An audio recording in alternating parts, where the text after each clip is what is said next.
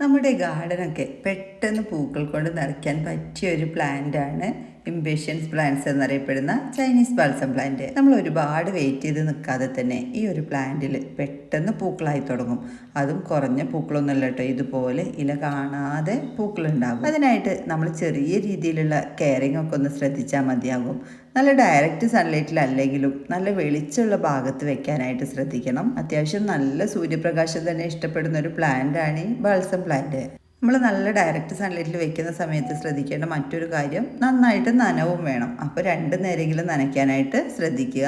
എന്നാൽ വെള്ളം കെട്ടി നിൽക്കുന്നില്ല എന്ന് പ്രത്യേകം ഉറപ്പുവരുത്തണം. അതിനായിട്ട് നല്ല ഡ്രെയിനേജ് ഹോളുള്ള പോട്ട് തന്നെ തിരഞ്ഞെടുക്കുക. പോട്ടിന് അടിഭാഗത്തായിട്ട് ഇഷ്ടിക കഷ്ണങ്ങൾ അല്ലെങ്കിൽ ഓട് കഷ്ണങ്ങൾ, ചെരൽ കല്ലുകളൊക്കെ ഇട്ട് കൊടുക്കുന്നതും നല്ലതാണ്. അതുപോലെ നമ്മൾ പോട്ടി മിക്സ് തയ്യാറാക്കുന്ന സമയത്ത് അല്പം ലീഫ് മോൾഡ്, കരിയില പൊടിച്ചത് ചേർക്കാനായിട്ട് ശ്രദ്ധിക്കുക.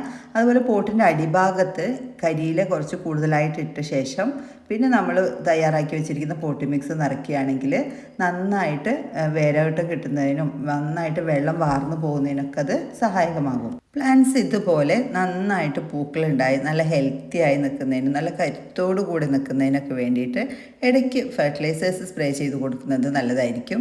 അതിന് വേണ്ടിയിട്ട് നമ്മൾ NPK 90-90-90 എന്നുള്ള ഫെർട്ടിലൈസർ മാസത്തിൽ 1-2 തവണ നമുക്ക് സ്പ്രേ ചെയ്ത് കൊടുക്കാം. സ്പ്രേയിങ് കൊടുക്കുന്ന സമയത്ത് ശ്രദ്ധിക്കേണ്ടത്, ഒന്നുകിൽ രാവിലെ വേണം കൊടുക്കാനായിട്ട്, ഒരു 9 മണിക്ക് മുമ്പായിട്ട് വേണം കൊടുക്കാൻ. അതല്ലെങ്കിൽ പ്ലാന്റിന് നനവൊക്കെ കൊടുത്ത് വൈകുന്നേര സമയത്ത് വേണം കൊടുക്കാനായിട്ട്. ഉച്ച സമയത്ത് നമ്മൾ ഒരു പ്ലാന്റിനും സൂര്യപ്രകാശം ഏൽക്കുന്ന സമയത്ത് ഒരു പ്ലാന്റിനും ഫെർട്ടിലൈസേഴ്സ് ഒന്നും സ്പ്രേ ചെയ്ത് കൊടുക്കരുത്.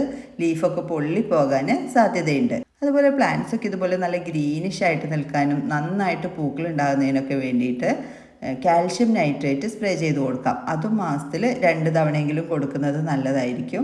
കാൽഷ്യം നല്ല ശരിയായ അളവിൽ നമ്മുടെ പ്ലാന്റ്സുകൾക്ക് കിട്ടിയെങ്കിൽ മാത്രമാണ് മഞ്ഞപ്പൊന്നുമില്ലാതെ നല്ല ഹെൽത്തി ആയി നിൽക്കുകയുള്ളൂ. അതുപോലെ തന്നെ മണ്ണിൽ അല്പം അസിഡിറ്റീൻ്റെ കുറവൊക്കെ ഉണ്ടെങ്കിൽ അതൊന്ന് ക്ലിയർ ചെയ്യുന്നതിനൊക്കെ വേണ്ടിയിട്ടാണ് ഈ കാൽഷ്യം നൈട്രേറ്റ് സ്പ്രേ ചെയ്ത് കൊടുക്കാൻ പറയുന്നത്.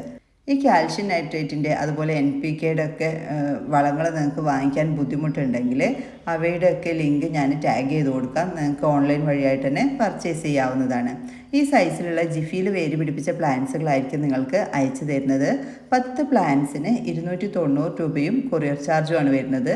ഇതുപോലെ നല്ല ഹെൽത്തി ആയ വെൽ റൂട്ടഡ് ആയിട്ടുള്ള പ്ലാന്റ്സുകൾ തന്നെയാണ് അയച്ചു തരുന്നത്.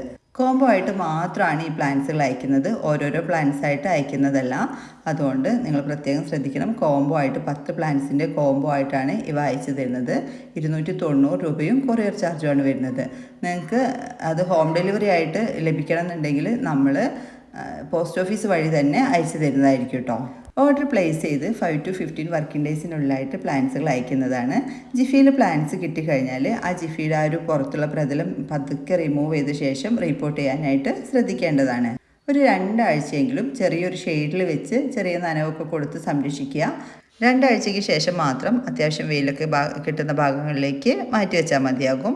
ഈ പ്ലാന്റ്സുകൾ വാങ്ങിക്കാൻ ആഗ്രഹിക്കുന്നവർ സ്ക്രീനിൽ കൊടുത്തിരിക്കുന്ന വാട്സപ്പ് നമ്പറിലേക്ക് മെസ്സേജ് അയച്ചോളൂ.